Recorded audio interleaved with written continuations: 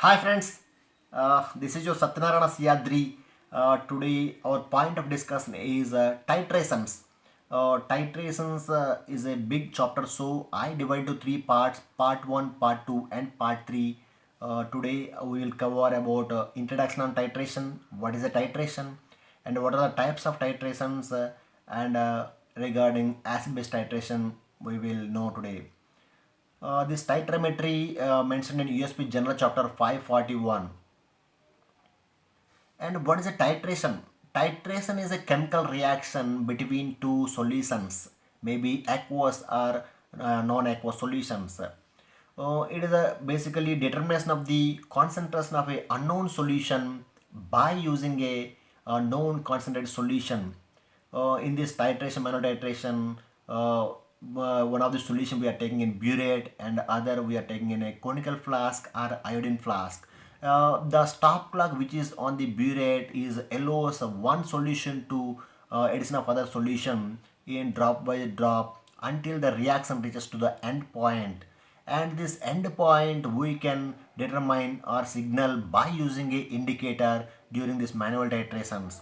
And whereas in potentiometric titrations, the sudden jump, we are using one indicator electrode as well as one reference electrode during potentiometric titration. So wherever the sudden jump in the titration and potential difference major jump in the titration, that considered as a endpoint in the potentiometric titration.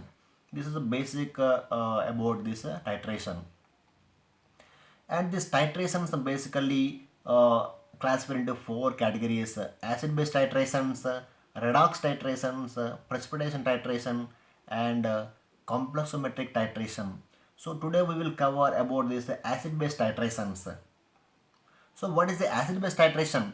This title itself, it is there to know the concentration of acid by using a base, or concentration of base by using acid. The titration between the acid and base called as a acid base titration.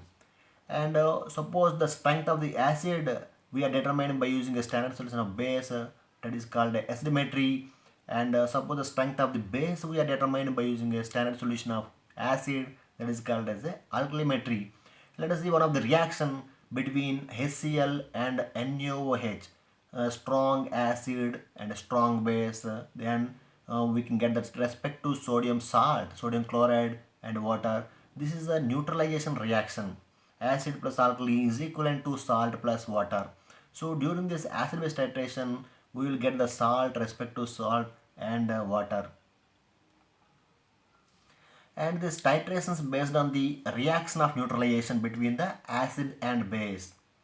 And in this type of titrations, one of the reagent is mixed with sample solution until it reaches the required pH level, and that can be identified by using a pH indicator. And they basically this type of titrations majorly depend on the track change in the pH. To know the equivalent point, we can use the pH indicator or a pH meter to know the end point during this acid base titrations. And indicator plays a vital role, major role in the identifying of the end point during this acid base titrations. And let us see what is this indicator. These indicators are basically chemicals which used to determine whether the aqueous solution is acid or neutral or in alkaline medium or basic medium. And we know the acidity or alkalinity relates to the pH. We know the pH scale, Sorensen pH scale, 0 to 14 is the pH scale, and 0 to 7 we are called as a acid, and if the pH is 7 to 14 then we are calling as a base, and 7 is the neutral. So that is the reason this indicators also called as pH indicators. Let us see, I given here two diagrams.